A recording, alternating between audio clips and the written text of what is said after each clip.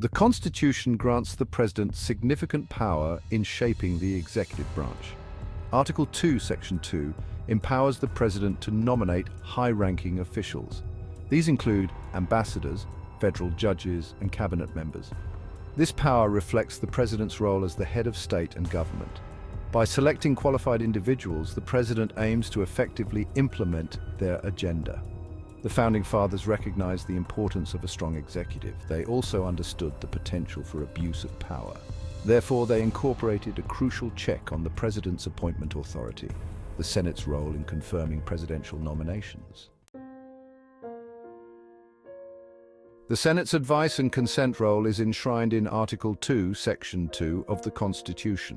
This provision requires the President to seek the Senate's approval for certain appointments. The Senate's involvement serves as a vital check on presidential power, preventing unilateral action. The confirmation process typically involves hearings and votes. Nominees appear before relevant Senate committees where they face questions about their qualifications, experience, and positions on key issues. The committees then vote on whether to recommend the nomination to the full Senate. The full Senate then debates and votes on the nomination. The interplay between the President's appointment power and the Senate's confirmation role exemplifies the delicate balance of power within the U.S. government. This system of checks and balances, meticulously crafted by the Founding Fathers, is designed to prevent any one branch of government from accumulating too much power. The President's ability to nominate individuals who align with their vision is essential for effective governance. However, the Senate's power to confirm or reject these nominations ensures that the President's choices are not made in isolation or without regard for the broader interests of the nation.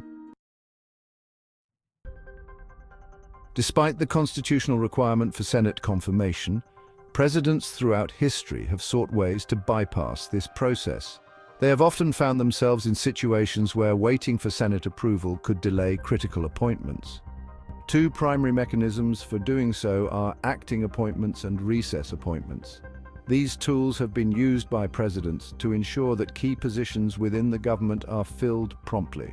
These methods allow presidents to fill vacancies without Senate approval, often for strategic or political reasons. Acting appointments and recess appointments provide flexibility in maintaining the functionality of the government. Acting appointments involve temporarily appointing an individual to a position without Senate confirmation. This can be particularly useful in times of emergency or when an immediate replacement is necessary. This practice is typically used when a vacancy arises unexpectedly or when the Senate is in recess. It allows the President to ensure that the government continues to operate smoothly without interruption. Recess appointments, on the other hand, allow the President to make appointments while the Senate is not in session. This power is granted by the Constitution and has been utilized by many presidents over the years.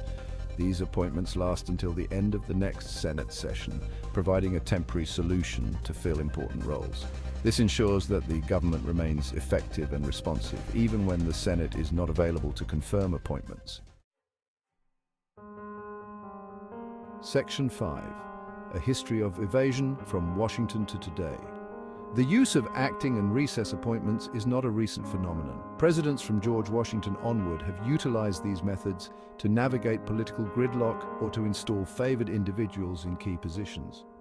While some argue that these appointments are necessary for efficient governance, others contend that they undermine the Senate's constitutional role. For example, President Barack Obama faced significant opposition from a Republican-controlled Senate during his second term. In response, he made a number of recess appointments, including to the National Labor Relations Board, which sparked controversy and legal challenges.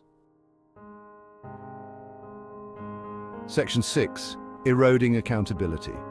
The dangers of unconfirmed officials. One of the most significant concerns about acting and recess appointments is that they erode accountability. When officials are not vetted through the Senate confirmation process, they are not subject to the same level of public scrutiny. This lack of transparency can undermine public trust in government and create opportunities for abuse of power. Moreover, unconfirmed officials may be more beholden to the president who appointed them than to the broader public interest. This can lead to a politicization of government agencies and a weakening of their ability to function effectively and impartially. Section 7. Gridlock or good governance, the debate over appointments. The use of acting and recess appointments often reflects deeper partisan divisions and gridlock within the government. When the President and the Senate are controlled by different parties, the confirmation process can become highly politicized, with nominees facing lengthy delays or outright rejection for purely partisan reasons. Proponents of acting and recess appointments argue that they are necessary to ensure that the government can continue to function effectively during periods of partisan gridlock. They contend that the President must have the ability to fill vacancies in a timely manner, even without Senate approval. Section 8. Preserving democracy, the importance of an informed citizenry. The debate over presidential appointments highlights the importance of an informed and engaged citizenry in preserving democratic norms and institutions. It is through active participation and awareness that citizens can ensure their voices are heard and their interests represented. When citizens are aware of the issues at stake and the potential consequences of different courses of action, they are better equipped to hold their elected officials accountable. This awareness fosters a culture of responsibility and vigilance, essential for the health of any democracy. By staying informed about the appointment process, citizens can make their voices heard on the importance of checks and balances, accountability, and the rule of law. Understanding the intricacies of how appointments can affect the judiciary and other branches of government empowers citizens to advocate for fair and just processes. They can contact their elected representatives, participate in public forums, and advocate for policies that promote transparency and good governance. Engaging in these activities not only strengthens democratic institutions, but also builds a more resilient and informed society. By taking these steps, citizens contribute to a system where power is balanced and governance is conducted with integrity and accountability. Section 9. Conclusion: the enduring legacy of checks and balances. The constitutional framework for presidential appointments, with its emphasis on checks and balances, reflects the Founding Fathers' deep understanding of human nature and their commitment to preventing tyranny. They meticulously crafted a system where no single branch of government could dominate the others, ensuring a balance that has endured for centuries. The Senate's role in confirming presidential nominations is not a mere formality, it is an essential safeguard against the abuse of power. This process ensures that appointees are thoroughly vetted and that their qualifications and integrity are scrutinized. It is a testament to the foresight of the Founding Fathers that such a mechanism exists to prevent any one individual from wielding unchecked power. While the use of acting and recess appointments may seem like a convenient way to circumvent gridlock, it is crucial to remember that they come at a cost.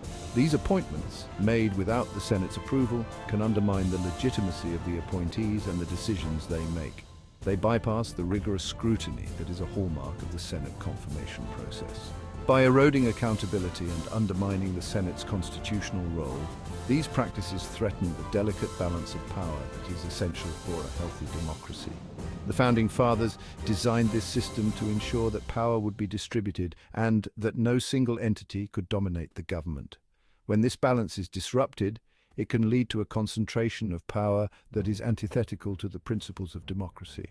As citizens, it is our responsibility to remain vigilant in defending these principles and to hold our elected officials accountable for upholding the Constitution. We must educate ourselves about the importance of checks and balances and advocate for their preservation. By doing so, we honor the legacy of the Founding Fathers and ensure that our democracy remains robust and resilient for future generations.